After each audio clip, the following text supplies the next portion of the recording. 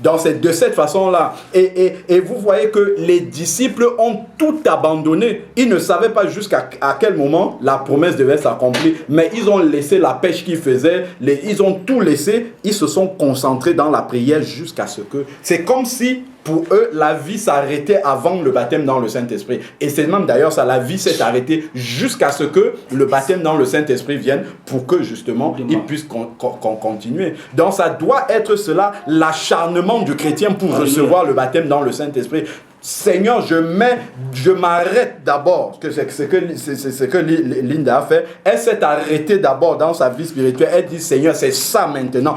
Il faut le baptême dans le Saint-Esprit parce que j'ai constaté, je sens que c'est ce qu'il y a pour débloquer ma vie spirituelle. Je m'arrête et elle s'est arrêtée dans un jeûne de 3 jours jusqu'à ce qu'elle reçoive le baptême dans le Saint-Esprit avant de continuer sa vie spirituelle. Et elle a vu tout ce que ça lui a apporté. Alors, donc, nous allons avancer.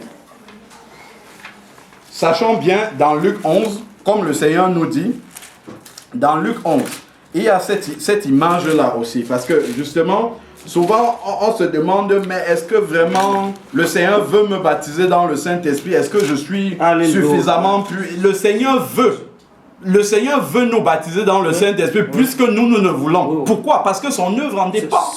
C'est son œuvre, c'est sa volonté. C'est pour faire le ministère du Seigneur. C'est pour cela. Et il sait que nous en avons besoin. Et nous allons voir comment les disciples, même après avoir reçu le baptême dans le Saint-Esprit, ils avaient besoin de retourner devant le Seigneur pour que le Seigneur les renouvelle encore, les remplisse à nouveau de l'Esprit de Dieu. Alors, donc, nous pouvons prendre directement Luc 11 au verset 13.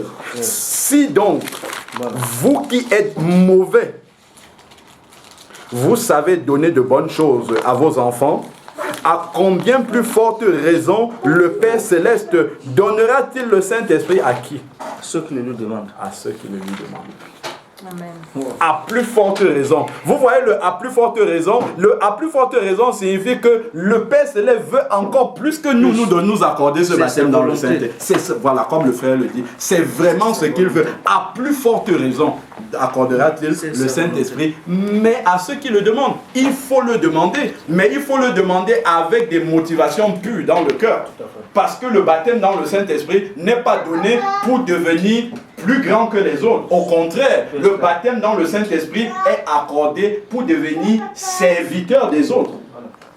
Ça, c'est ce qu'on ne comprend pas. Souvent, les gens recherchent le baptême dans le Saint-Esprit avec des motivations orgueilleuses. On veut devenir supérieur parce qu'on pense que être baptisé dans le Saint-Esprit signifie devenir super spirituel. Quand vous voyez dans certains milieux, quand quelqu'un parle en langue, il pense qu'il est super spirituel par rapport aux autres. Au contraire, il devient serviteur des autres parce qu'il a reçu un don qui doit être mis au service des autres. On va le lire dans 1 Corinthiens 14. C'est pour l'utilité commune, c'est pour le mettre au service des autres, pour aller gagner des âmes dehors. Et la motivation même dans le cœur pour recevoir le baptême dans le Saint-Esprit, ça doit être l'amour des perdus, puisqu'on va pour être un témoin. Donc la première chose même d'abord, lorsqu'on veut recevoir le baptême dans le Saint-Esprit, si on n'a pas suffisamment d'amour pour les perdus, il faut commencer par prier pour que le Seigneur nous mette l'amour de ceux qui sont perdus dehors. C'est la première chose. Que lorsque tu passes comme ça, tu vois quelqu'un qui n'est pas sauvé, ou que tu es en contact avec tes collègues, par exemple, qui ne sont pas sauvés, que tu aimes mal. Parce que quand tu vois quelqu'un comme ça, il ne faut pas voir simplement ton collègue qui est là, vous rigoler, ainsi de suite. C'est un candidat pour l'enfer. C'est ça que tu dois voir. Et quand tu es baptisé dans le Saint-Esprit, le Seigneur, tu ne peux pas, quand tu le vois, même s'il ne se convertit pas, tu auras envie, cette envie-là sera dans ton cœur qu'il ait entendu la parole. Maintenant, s'il ne se convertit pas, c'est son problème. Mais toi, tu as fait ton travail. Parce que tu vois en lui un candidat de la GN. Et donc, c'est pour cela qu'on doit commencer d'abord par demander l'amour au Seigneur. L'amour des âmes, je crois même que on a cela dans 1 Corinthiens 13. 1 Corinthiens 13 qui parle de l'amour.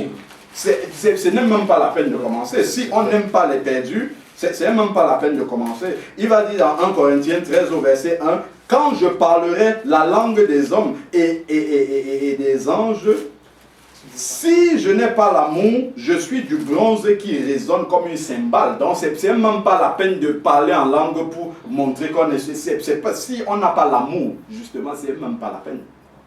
Parce qu'on le fait justement pour que le Seigneur nous aide à aller sauver les âmes, nous communique, on va voir plus tard les prophéties, tout ça, pour l'utilité commune. C'est au travers de cela que ça vient. Donc, nous allons continuer à avancer dans 1 Corinthiens 14 au verset 2. Donc, avant d'aller plus loin, je vais d'abord lire 1 Corinthiens 12 au verset 30. Parce que ça, il y a souvent des contradictions par rapport à cela aussi. 1 Corinthiens 12 au verset 30. 1 Corinthiens 12, verset 30. 1 Corinthiens 12 parle des dons spirituels. Au verset 30, qu'est-ce qu'il nous est dit? Tous ont-ils le don des miracles? Point d'interrogation. Tous ont-ils le don des guérisons? Point d'interrogation. Tous parlent-ils en langue? Point d'interrogation. Tous interprètent-ils? Point d'interrogation. Amen.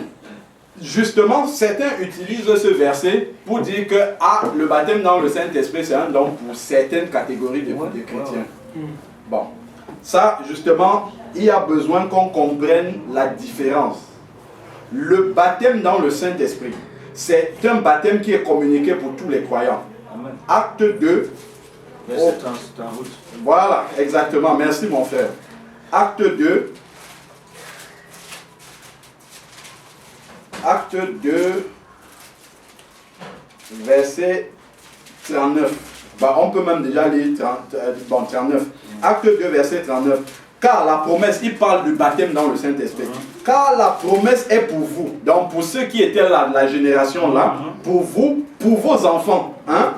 Et pour tous ceux qui sont au loin, nous qui sommes loin de Jérusalem là-bas, où ils ont reçu le baptême dans le Saint-Esprit, c'est aussi pour nous. Pour ceux qui, en Amérique, dans les Caraïbes, partout là-bas, c'est pour tout le monde. Hein? Pour ceux qui sont au loin, en aussi grand nombre. Donc il n'y a pas un petit nombre que Dieu a choisi pour leur accorder le baptême. Pas du tout. En aussi grand nombre que Dieu les appellera. Regardez, Dieu appelle tous ceux qui sont nés de nouveau. Donc tous ceux qui sont appelés par Dieu sont justement des candidats à qui Dieu veut communiquer le baptême dans le Saint-Esprit. C'est juste qu'ils ont de mauvais enseignements. Ils ne comprennent pas. Déjà la base même pour comprendre le baptême pour recevoir le baptême dans le Saint-Esprit, il faut comprendre à quoi ça va te servir. Si tu ne sais pas à quoi ça va te servir, ce n'est pas la peine de demander. Donc il faut commencer d'abord par cela. Parce qu'on pense seulement que bon, c'est pour parler en langue et ainsi de suite. On va voir, il y a un autre travail que le Seigneur attend justement que nous puissions le faire. Donc, le baptême dans le Saint-Esprit, c'est pour tout le monde. Et on a lu, que le frère Martial a lu tout le monde a-t-il le don des langues, et ainsi de suite. Il faut faire la différence entre le signe des langues et le don des langues. Le signe des langues est celui qui accompagne le baptême dans le Saint-Esprit quand le chrétien expérimente le baptême dans le Saint-Esprit. Ce sont de nouvelles langues qui viennent, c'est-à-dire qui se manifestent de deux façons. Soit c'est une langue qui existe parlée par les hommes, on l'a lu dans 1 Corinthiens 13, quand même je parlerai la langue des hommes. Donc le baptême dans le Saint-Esprit, il peut te communiquer une langue qu'il y a des hommes sur la terre qui entendent ça. Par exemple, le Seigneur t'envoie prêcher en Russie, tu n'as jamais appris le russe, il te met la langue russe directement, tu commences à parler et les Russes comprennent bien ce qu'il y a. Mais le Seigneur peut te faire parler aussi la langue des anges. C'est une langue que personne ne parle sur la terre, que seul lui comprend, ce que tu es en train de dire. Donc il y a déjà cette diversité-là, il y a ces deux aspects-là, le signe des langues et le don des langues. Donc bon, la langue des anges et la langue des hommes. Maintenant, la différence entre le signe des langues, la langue, c'est la langue nouvelle qui est donnée au moment justement où le baptême dans le Saint-Esprit se manifeste, mais le don des langues, c'est autre chose. Dans 1 Corinthiens 12 parle du don des langues, ça c'est autre chose. Le don des langues, en fait, c'est le don de prophétie qui se manifeste en langue. dans l'église. Quand quelqu'un parle en langue à haute voix, ça c'est le don des langues qui se manifeste. Et il faut que l'église s'arrête et qu'on interprète ce qu'il dit. C'est deux choses totalement différentes. Le signe des langues, c'est la manifestation du baptême dans le Saint-Esprit qu'on a reçu pour son édification personnelle, aller chercher les âmes, ainsi de suite. Maintenant, le don des langues, c'est la prophétie qui est donnée en langue dans l'église. Et on a besoin d'interpréter parce que c'est un message qui s'adresse à l'église. Et Dieu veut que le destinataire de ce message comprenne ce que Dieu voulait dire. Et ça, tout le monde ne l'a pas. C'est un don que tout le monde n'a pas. Il y en a qui peuvent donner des prophéties en langue et interpréter, ou certains peuvent donner et d'autres interprètent. Mais ça, c'est un don spirituel particulier. C'est pas ça qui est le baptême dans le Saint-Esprit. Pas du tout. Donc, il faut qu'on fasse ces différences. Parce que c'est avec ce verset-ci... C'est plutôt une manifestation du fait qu'on a reçu le baptême. Puisque c'est le baptême, c'est le Saint-Esprit qui distribue les dons après. Une fois qu'on est baptisé dans le Saint-Esprit, c'est un autre don qui vient après. Ouais. Parce que souvent, on utilise ce verset-ci pour dire aux gens, bon, ok, ne cherchez pas le baptême dans le Saint-Esprit, c'est pas la peine. Parce que tout le monde ne le reçoit pas de toute manière. On a vu que la promesse est pour tous ceux, les enfants de vos enfants, en aussi grand nombre et aussi loin que au-delà, voilà, que le Seigneur les appelle. Bon, maintenant, on va juste voir maintenant les blocages qu'on a souvent, parce que ça c'est important de le voir. 1 Corinthiens 14, on tourne juste une page. 1 Corinthiens 14. Bon, souvent, moi j'ai vu dans l'assemblée où j'étais, une église baptiste, justement où on disait que, vous avez vu dans 1 Corinthiens 14, Paul dit aux Corinthiens, non, il ne faut pas parler en langue, c'est le désordre, ainsi de suite. Il faut bien comprendre le contexte. Il faut bien comprendre le contexte. Paul a écrit 1 Corinthiens 14 justement pour montrer la manière dont la manifestation des langues à l'intérieur de l'église doit se passer. Ce n'est pas pour interdire. D'ailleurs, Paul dit, je me réjouis de ce que je parle en langue, puisque vous tous, et je souhaite que vous tous vous parlez en langue. J'ai noté les versets là. Je souhaite que vous tous vous parlez en langue. Hein? Pourquoi? Parce que Paul savait que c'était important. C'était très important. Justement, dans 1 Corinthiens 14, au verset 2, il nous est dit, en effet, celui qui parle en langue ne parle pas aux hommes, mais à Dieu. Car personne ne le comprend. Et c'est en esprit qu'il dit des mystères de Dieu. Dans le baptême dans le Saint-Esprit, souvent c'est pour dépasser nos mots. Souvent on peut dire des mots dans la prière. On sent qu'on est limité, notre vocabulaire est limité. On peut pas aller au-delà. On a dit tout ce qui vient de notre intelligence humaine. Mais après il faut aller au-delà parce que Dieu est un Dieu infini. C'est pour ça qu'il faut commencer à dire. Le Seigneur veut nous donner un vocabulaire qui soit au-delà de notre intelligence. Parce que notre intelligence est finie, mais la grandeur de Dieu est infinie. Voilà, donc voilà pourquoi on a besoin de ces langues-là pour dire des mystères, des choses que notre intelligence humaine ne peut même pas concevoir. C'est pour ça qu'il parle, il dit des mystères de Dieu, mais Dieu comprend cette langue-là. Parce que quand on va recevoir le baptême dans le Saint-Esprit manifesté par le signe des langues, le diable, comme on a vu, il est venu voir Jésus, il dit à Jésus, si tu es le Fils de Dieu, alors que Jésus sait pertinemment qu'il est le Fils de Dieu, mais il vient mettre le doute. De la même façon, quand le chrétien va recevoir le baptême dans le Saint-Esprit manifesté par le signe des langues, le diable va venir, il va dire, est-ce que c'est toi qui as fabriqué la langue là, c'est pas Dieu qui te l'a donné, et ainsi de suite. Donc il faut bien, le diable va mettre dans la tête du chrétien, voilà, tu es ridicule, tu ne comprends même pas ce que tu dis. Qu'est-ce que tu dis? Ce que tu dis c'est n'importe quoi. Dieu ne peut pas comprendre ça. C'est écrit ici, celui qui parle, personne ne peut comprendre. Donc c'est normal que tu ne comprennes pas ce que tu dis. C'est normal. Si tu comprends, il y a un problème d'ailleurs. C'est même pour ça que Jésus ne pouvait pas réellement manifester le baptême dans le Saint-Esprit par les langues, parce qu'il est Dieu, il comprend toutes les langues. C'est pour ça que son cas est différent, parce que justement il comprend toutes les langues, alors que celui qui est baptisé dans le Saint-Esprit humain ne doit pas comprendre ce qu'il dit. Voilà, exactement. S'il y a besoin d'interpréter, parce que c'est aussi ça, si peut-être ça se trouve tu dis quelque chose, Dieu ne, c'est pas la peine que tu comprennes ce que tu es en train de dire, parce que c'est pas ce que tu es en train de dire, c'est quelque chose que Dieu doit directement. Comme les choses cachées sont à Dieu, les choses révélées. Voilà, ça c'est le verset justement auquel j'étais en train de penser. Amen. justement, la recherche du baptême dans le Saint-Esprit, juste pour rappeler ce que je disais une fois à la maison, le Seigneur m'avait révélé en fait la nécessité justement de pouvoir prier en langue sur la rapidité avec laquelle l'exaucement de la prière arrive. Et il m'a donné l'image en informatique. Si aujourd'hui j'écris à ces deux sœurs, je leur envoie un mail à ces deux sœurs. Moi, j'ai ma boîte mail sur Hotmail. La sœur Emilienne a sa boîte sur Hotmail et la sœur Linda a sa boîte sur Yahoo. Je leur envoie un mail en mettant les deux en copie. La sœur Emilienne va recevoir en premier parce qu'elle est Hotmail comme moi, donc ça reste sur le même serveur informatique, alors que la sœur Linda va recevoir après parce qu'on sort du serveur informatique de Hotmail pour aller sur Yahoo. De la même façon, lorsque vous priez en français, votre prière arrive chez le Seigneur, mais le fait de prier en langue, c'est une prière qui est directement inspirée par le Saint-Esprit. Or, le Saint-Esprit est Dieu. Amen. Donc, c'est comme si Dieu se priait lui-même. Donc, on reste à l'intérieur du même serveur. Donc, c'est pour ça que Jésus, quand Jésus priait, la prière de Jésus était instantanément exaucée. Pourquoi? Parce que Jésus est Dieu. Donc, sa prière arrivait immédiatement là où il faut pour être exaucé. Et donc nous devons comprendre aussi justement la richesse justement de faire une prière en langue. Donc ça c'est vraiment très important. C'est pas pour se vanter ou il faut laisser ça. C'est parce que c'est important, c'est nécessaire, c'est indispensable pour un véritable enfant de Dieu. Voilà. Alors, donc ensuite, je donne les versets. 1 Corinthiens 14, on est toujours dans 1 Corinthiens 14, au verset 14, qu'est-ce qu'il dit? 1 Corinthiens 14, 14.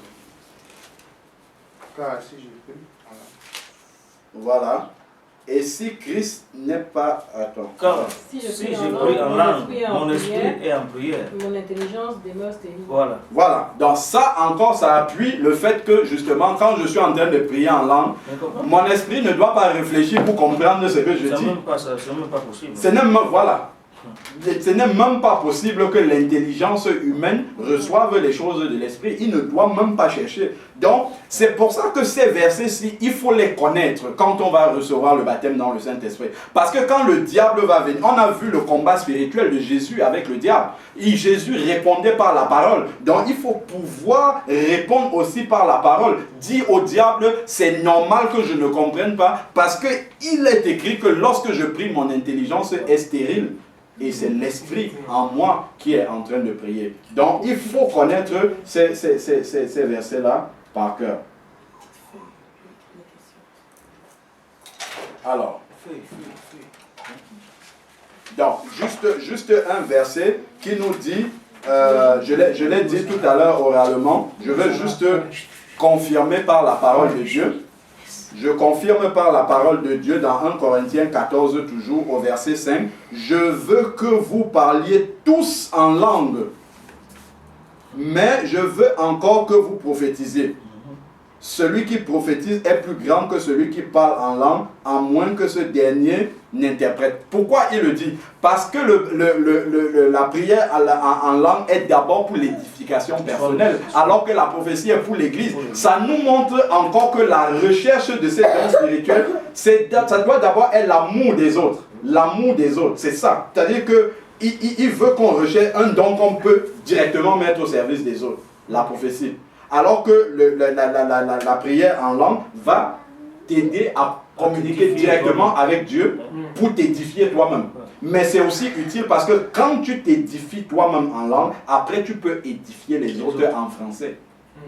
C'est pour ça que Paul, quand il était chez lui dans son culte personnel, il prononçait, je crois qu'il y a un verset qui parle de ça, 10 000 paroles en langue. Mais quand il venait devant les gens, il préférait dire 5 paroles en intelligence. Mais les 5 paroles en intelligence avaient la puissance de 10 000 paroles en langue derrière. Il avait d'abord prié 10 000 paroles en langue dans son culte personnel, et quand il venait devant les gens, c'était avec la puissance du Saint-Esprit. Quand tu pries en langue, je t'assure que quand tu es devant quelqu'un, tu lui parles du Seigneur comme ça, en fait tu touches les cordes sensibles directement de la personne, parce que c'est le Saint-Esprit qui est en train de parler. C'est le Saint-Esprit qui est en train de parler, et ainsi de suite. C'est pas pour rien que après le baptême dans le Saint-Esprit, dans Acte 2, quand Pierre descend dans la rue pour prêcher la parole de Dieu, il avait fini de parler en langue dans la chambre haute avec les autres disciples. Lorsqu'il descend maintenant dans la rue, qu'est-ce qu'il a dit de nouveau? Il n'a pas dit quelque chose de spécial, mais il y avait la puissance de conviction du Saint-Esprit qui était là-dedans. Et 3000 âmes se sont converties. De quelle façon? C'est ça qu'il faut voir. De quelle façon les 3000 âmes se sont converties? Les 3000 âmes, c'est eux aujourd'hui, ce sont les prédicateurs qui lancent l'appel. Mais lorsque on lit dans Acte 2 au verset 37, ceux qui étaient là ont demandé à Pierre, frère, que veux-tu que que nous fassions pour être sauvés? C'est-à-dire que c'est l'auditoire qui a lancé l'appel pour la conversion. Inversement à nous c'est le prédicateur qui lance l'appel. Mais la puissance du Saint-Esprit était tellement grande que c'est l'auditoire qui a lancé l'appel. Parce que la conviction de péché était là. Pourquoi? Il avait parlé en langue, dont la puissance de l'Esprit était dans sa prédication. Moi, je me rappelle que quand j'ai commencé à demander le baptême dans le Saint-Esprit au Seigneur, c'était pour la puissance de la prédication.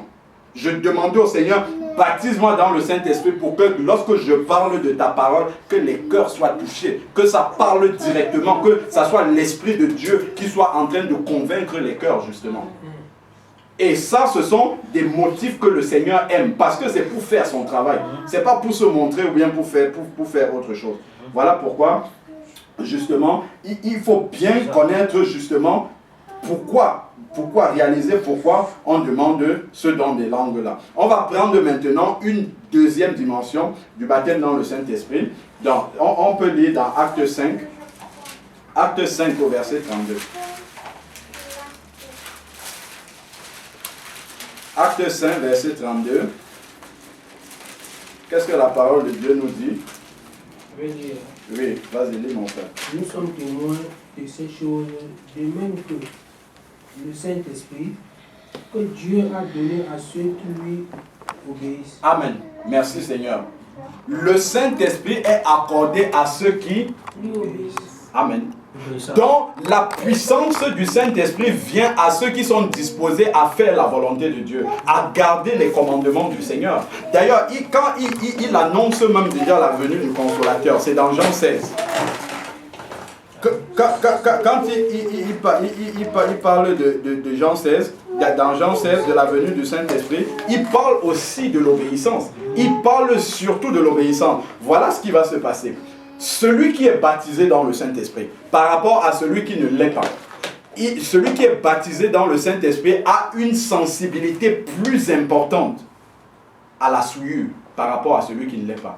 Parce que le Saint-Esprit est plus exigeant avec celui qui est baptisé dans le Saint-Esprit. Il lui montre les moindres petits détails de sa vie dans laquelle le Seigneur n'est pas encore glorifié. Il lui montre dans ces petits détails par rapport à ce... Parce qu'on parle de... Quand on parle du baptême dans le baptême, c'est quoi? On a parlé tout à l'heure de l'immersion dans l'eau. Donc le baptême dans le Saint-Esprit, c'est l'immersion dans le Saint-Esprit. Donc toute ta vie est recouverte par le Saint-Esprit. Donc il n'y a aucune pièce de ta maison, puisque nous sommes des pierres vivantes de la maison en miniature, il n'y a aucune pièce de ta maison dans laquelle le Saint-Esprit ne peut pas entrer et mettre le doigt et dire ça ne va pas. Donc, celui qui est baptisé dans le Saint-Esprit est beaucoup plus sensible. Dès que tu as fait la moindre, tu es sorti un petit peu comme ça en dehors du plan du Seigneur, tout de suite, c'est comme quelqu'un qui vient, qui a une petite tache. Il est bien habillé, mais il a une petite tache sur son pied ou quelque part que lui seul sait que c'est là. Mais quand il est devant les gens, il est tout le temps en train de regarder cette tache-là parce qu'il pense que tout le monde regarde ça. Alors que les gens ne le voient pas. C'est la même chose pour celui qui est baptisé dans le Saint-Esprit. Quand il a fait quelque chose que Dieu n'aime pas, même si les gens ne le savent, il est gêné, il ne peut pas prier. C'est pas possible. S'il n'a pas mis ça en règle avec Dieu, il ne peut même pas commencer à élever sa voix. Parce que immédiatement, le Saint-Esprit lui dit, c'est une abomination que tu es en train de faire. Tu fais une prière que Dieu ne peut même pas comprendre. Tu es en train de déranger le Seigneur parce que tu sais ce que tu as fait et tu sais qu'il faut mettre ça en ordre devant le Seigneur avant de pouvoir te présenter devant lui. Donc le baptême dans le Saint-Esprit est un baptême qui conduit le chrétien dans l'obéissance. Je reviens encore à ce qu'on disait une fois. Je finis juste ma phrase. Le manque de pardon. Oui, on va parler aussi de ça. Donc, ce qu'on disait la dernière fois, sœur Emilienne, c'est que quelqu'un vient, il vous dit, je suis baptisé dans le Saint-Esprit.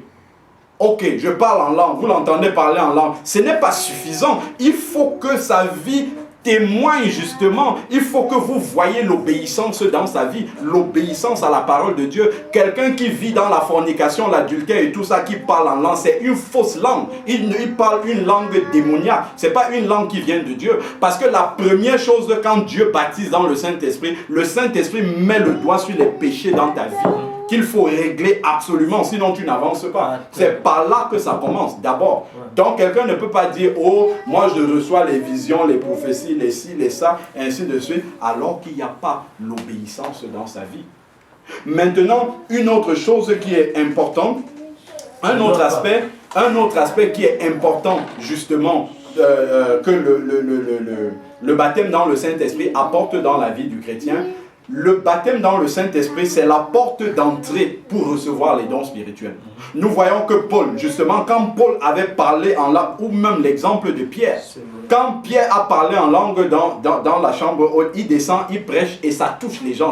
C'est comme si c'était des prophéties qu'il a. Donc, lorsque quelqu'un a reçu le baptême dans le Saint-Esprit, et il développe le parler en langue, quand il vient se présenter devant les gens, lorsqu'il parle, lorsqu'il commence à parler, en fait, il y a même des prophéties qui peuvent sortir parce que sa parole est directement inspirée par la puissance du Saint-Esprit. La parole de celui qui est en train de parler après avoir justement prié en langue, sa parole est directement inspirée par le Saint-Esprit. Donc, les dons peuvent commencer à se manifester. La prophétie peut sortir sans qu'il n'ait besoin de dire « Ah, attention, j'ai une prophétie » ou bien « Ainsi parle le Seigneur » sans rentrer dans les formules. Mais ce qu'il dit, c'est directement le Saint-Esprit qui parle à l'assemblée. C'est comme ça que les dons, paroles de sagesse, paroles, la prophétie, paroles de connaissance, ainsi de suite, ça vient avec le baptême dans le Saint-Esprit. C'est comme ça qu'on entre dans la manifestation justement des dons spirituels. La base, c'est d'abord le baptême dans le Saint-Esprit. Donc voilà pourquoi les apôtres insistaient tellement que les chrétiens soient baptisés dans le Saint-Esprit. On va voir juste quelques exemples encore comme ça. Nous voyons par exemple dans acte 8, je crois c'est en Samarie, les Samaritains avaient reçu la parole de Dieu. Donc, acte 8 au verset 14. Quand les apôtres qui étaient à Jérusalem apprirent que les habitants de la Samarie, avaient reçu la parole de Dieu, ils leur envoyaient Pierre et Jean. Tout de suite, on apprend que les gens là-bas se sont convertis, on envoie directement les apôtres. Pas pour venir contrôler. Ils sont venus vérifier une chose. Qu'est-ce qu'ils sont venus vérifier? Verset 15, ceux-ci descendus chez eux prièrent pour eux afin qu'ils reçoivent le Saint-Esprit. Car ils n'étaient pas encore descendus sur aucun. Ils avaient seulement été baptisés au nom de Jésus. Alors Pierre et Jean leur imposaient les mains et ils reçurent le Saint-Esprit. Voilà.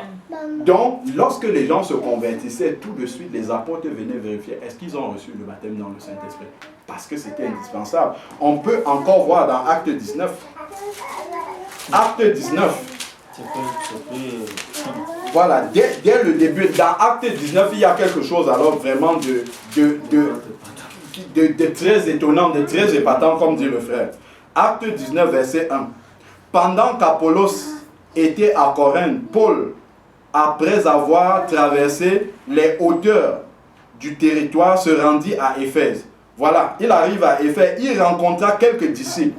Retenez bien, quelques disciples, ça veut dire que c'était déjà des personnes qui étaient nées de nouveau. Donc ils étaient disciples, c'est qu'on n'aurait pas utilisé ce terme-là. Il rencontra quelques disciples et leur dit, tout de suite, je rencontre des disciples. Première question.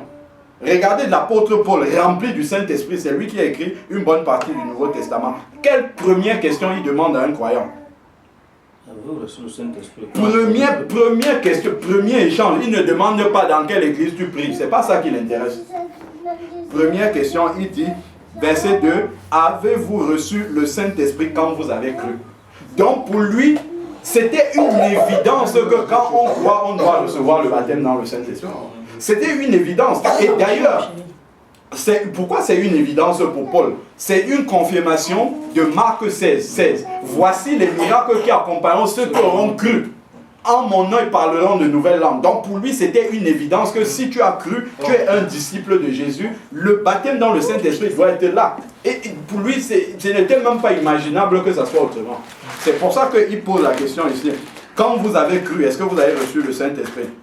Il lui répondit, nous n'avons même pas entendu dire qu'il y ait un Saint-Esprit. Donc pour eux, c'était justement le fait qu'ils n'avaient pas entendu parler du baptême dans le Saint-Esprit. Tout simplement, c'est pour ça qu'ils étaient dans l'erreur. Donc encore ceux qui ont reçu de mauvais enseignements peuvent encore sur ce modèle-là, ces disciples-là, demander au Seigneur de les baptiser dans le Saint-Esprit parce que dès le début, ils n'ont pas compris quelle était la nécessité. Donc Paul a rectifié, on le voit, ce qui avait été mal fondé au départ. Donc il répondit, nous n'avons même pas entendu dire qu'il y ait un Saint-Esprit. Il dit, quel baptême avez-vous donc reçu? Donc Paul est étonné, il leur demande, mais si vous n'avez pas reçu le baptême dans le... Mais quel baptême avez-vous alors reçu? Donc il comprend tout de suite, il dit, ah tiens, si eux ils n'ont pas reçu le baptême dans le Saint-Esprit, ça veut dire que peut-être il y a un problème avec leur baptême d'eau. Donc pour lui c'était anormal qu'il y ait un cas comme ça. Il répondit, le baptême de Jean. Donc voilà, on comprend pourquoi ils avaient seulement été baptisés du baptême de Jean. Alors verset 4, alors Paul dit, Jean a baptisé du baptême de repentance. Il disait au peuple de croire en celui qui venait après lui, c'est lui, c'est-à-dire en Jésus. Sur ces paroles, il fut baptisé au nom du Seigneur Jésus. Donc il a d'abord commencé par remettre les choses en ordre. Vous n'avez pas encore été baptisé d'eau, on commence d'abord par là. Baptême d'eau, au nom du Seigneur Jésus. Paul leur imposa les mains. Donc immédiatement après, Paul leur imposa les mains et le Saint-Esprit vint sur eux et il se mit, voilà le signe des langues, comme on disait, et il se mit à parler en langue. Et qu'est-ce qui suit après? Et à prophétiser. Souvent, le baptême dans le Saint, la manifestation des langues est attachée à la prophétie. Pourquoi? Parce que immédiatement, quand on commence à parler en langue, nos paroles en français sont tellement inspirées que ça devient des prophéties en fait. Parce que c'est donné par le Saint-Esprit, les paroles en français. Donc voilà encore ce verset-là qui nous montre que justement, les dons spirituels viennent toujours avec commence par le baptême dans le Saint-Esprit. Verset 7. Tous ces hommes étaient au nombre de 12. Donc voilà encore un verset qui nous montre que tous ont été baptisés dans le Saint-Esprit sans aucune exception. Dieu n'a fait exception de personne, n'a pas choisi. On voit même dans les 120 étaient réunis dans la chambre haute. Les 120 ont été baptisés parce qu'il y avait 100 langues de feu qui sont descendues sur eux. Dieu n'a pas choisi, ah toi tu es plus spirituel que l'autre, ok je vais baptiser le spirituel. Non, pas du tout. Dieu veut baptiser tous ses enfants du Saint-Esprit sans aucune exception. On le voit aussi quand Pierre est allé prêcher sur Corneille, je crois c'est dans Acte 10. On voit dans Acte 10 au verset 44, Acte 10 verset 44, comme Pierre je connais, comme Pierre prononçait encore ces paroles, le Saint-Esprit descendit sur eux, tous ceux qui écoutaient la parole. Vous voyez, le Saint-Esprit est descendu sans choisir des gens, sur tous ceux qui écoutaient la parole, verset 45, tous les croyants circoncis qui étaient venus avec Pierre furent étonnés de ce que le Saint-Esprit soit aussi répandu sur les païens, car ils les entendaient parler en langue et exalter Dieu. Ils les entendaient parler en langue. Donc le signe des langues est ce qui permet de reconnaître justement que la personne a reçu le baptême du Saint-Esprit. Et qu'est-ce qu'ils faisaient? Ils exaltaient Dieu. Ça revient encore à ce qu'on disait tout à l'heure, que le baptême dans le Saint-Esprit manifesté par le signe des langues est également pour glorifier Dieu avec des expressions que notre intelligence ne peut pas concevoir. Donc c'est pour améliorer l'adoration aussi. Le baptême dans le Saint-Esprit, c'est aussi pour l'adoration. Dans la prière en langue, c'est bien, mais on peut aller plus loin aussi en chantant en langue. On peut chanter en langue. Et ça, c'est le summum même de l'adoration. Parce que c'est une adoration qui est directement inspirée par le Saint-Esprit. Lorsqu'on chante en langue, ça veut dire que ce sont des chants directement inspirés par le Saint-Esprit, par Dieu directement, ces chants-là. Donc le chant en langue, c'est le summum de ce qu'on peut offrir comme adoration au Seigneur. Donc voilà, en gros, ce que on peut dire sur le baptême dans le Saint-Esprit. Donc, pour gagner du temps, je crois qu'on a compris que c'est quelque chose d'important. Maintenant, chacun, si on n'a pas encore reçu ce don-là, sachez que c'est pour tout le monde.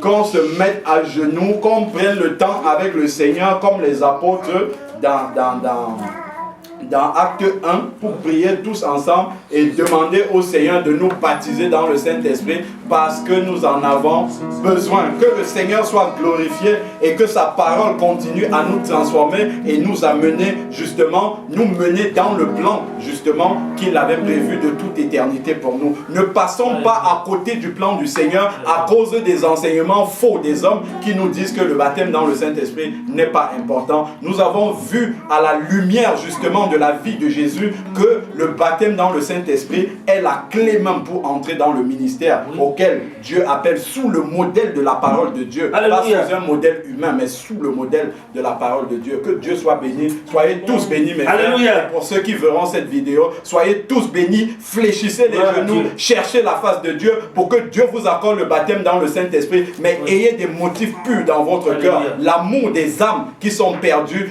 Le désir d'adorer Dieu dans une langue que vous ne comprenez pas. Dans une langue qui dit tous les mystères de Dieu que votre intelligence ne peut même pas concevoir. Et pour apporter à tous ceux qui sont autour de vous ce que Dieu vous donne au travers de la puissance de son esprit qui vit en vous. Soyez tous bénis au nom de Jésus. Amen. Amen. Alléluia. Amen. Après, effectivement, Alléluia. on pourra... Alléluia. Amen. Amen. Amen. Alléluia. Amen. Amen. Voilà pourquoi l'Esprit du Seigneur m'a conduit ce matin. Alléluia. Que ce n'est pas ni moi, ni le frère, ni personne, c'est lui qui doit apporter l'exhortation de la part du Seigneur. Amen.